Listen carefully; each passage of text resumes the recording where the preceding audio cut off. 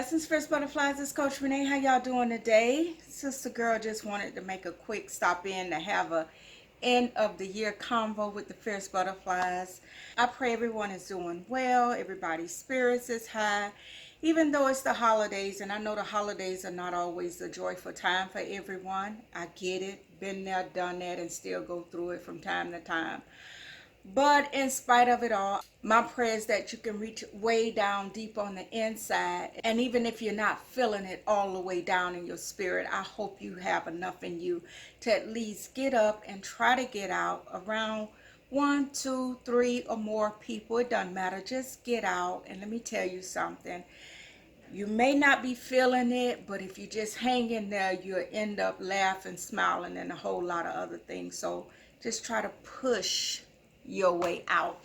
But yeah, like I said, I just wanted to sit down and have a candid convo with the Fierce Butterflies. I want to say thank you to each and every one of you who support the channel, all of the Fierce Butterflies that are a part of the nation. I appreciate you all dearly, and I pray that God unexpected and overflowing blessings overtake you.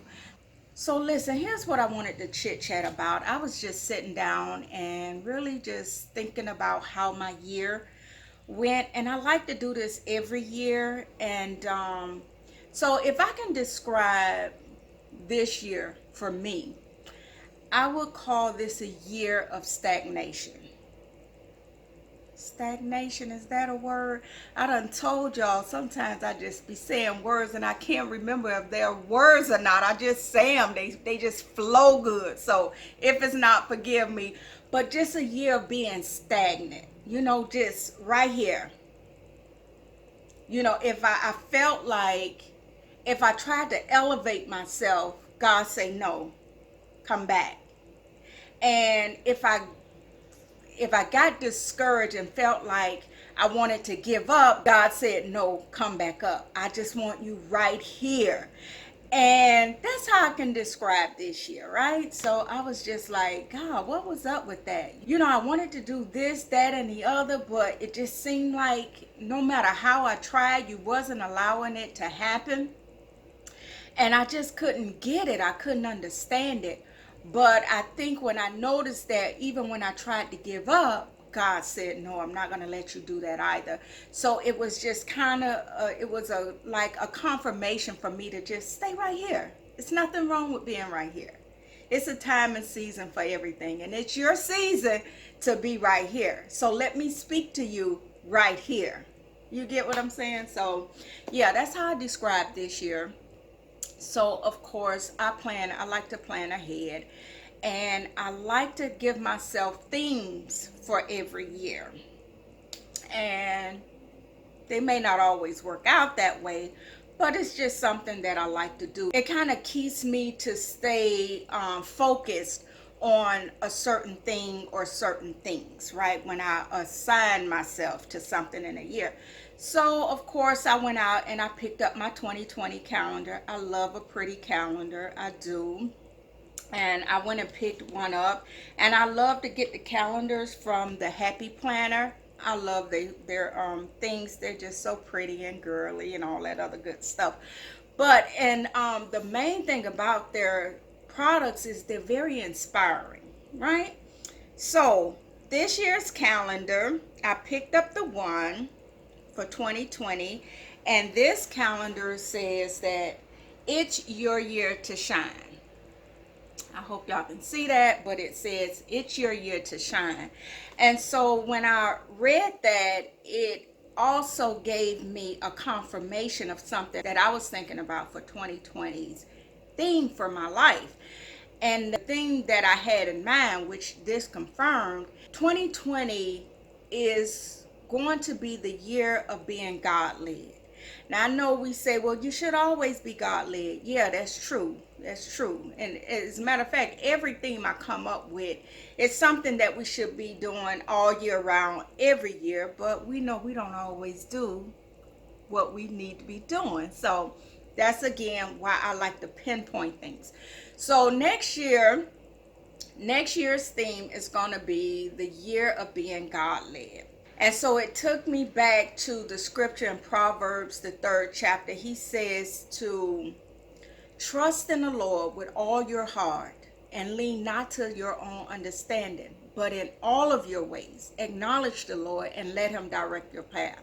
That's one of my absolute favorite scriptures. And although we don't always do that, it's still something that it's good for us to do. So that is my focus and my scripture of the year, for me to acknowledge God in all my ways. And when I say all my ways, I mean that, in all my ways. That is my focus for this year. I'm talking about acknowledging him in the good, the bad, the indifferent, the uncertainties. Acknowledge him in everything.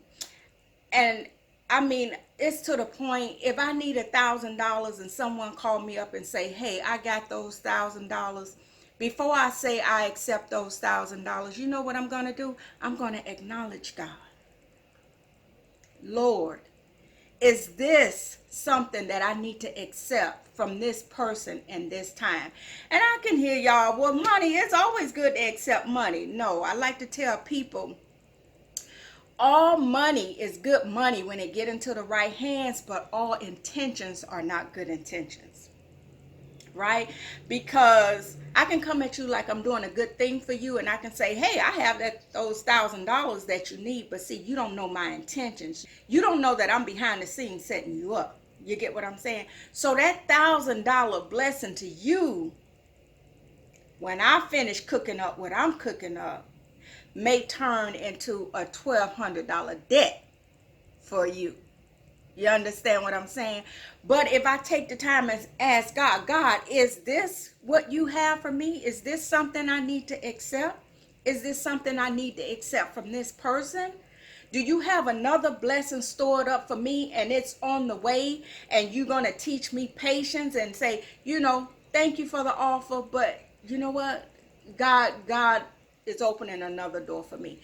This is where you have to be, because it's going to save you a lot of heartache and confusion in the long run. I feel like that's what God has for me in 2020, for me to do just that, acknowledge him in all my ways. I mean, Lord, is this what I should eat this morning? Acknowledge him in all of your ways. So that's what my plan is. I want to encourage you, if you haven't done so already, absolutely get you a planner. When it comes to my doctor's appointments and stuff, of course, those things are there. But when it comes to me connecting with certain people, going to certain functions, attending certain events, putting my name on the road, putting my email address out there and phone number and all that stuff, giving people this access to me, my prayer is, Lord, is this something you want me involved with? Is this person somebody you want me connected to? It's going to be all about being God-led in 2020. So I don't know if you have a thing for your year as of yet, but like I tell people, we're at the end of the year, and and the time is now to start focusing on what it is you are planning to do. Again, Habakkuk, write the vision, make it plain. If you don't have a vision for going forward, you end up just going any and everywhere, in, out, up, down. You don't know where you are.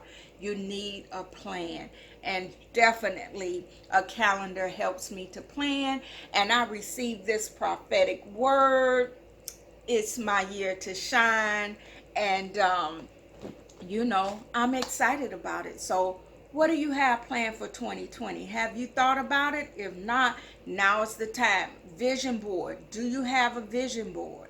Make sure you sit down and take some time to create yourself a vision board.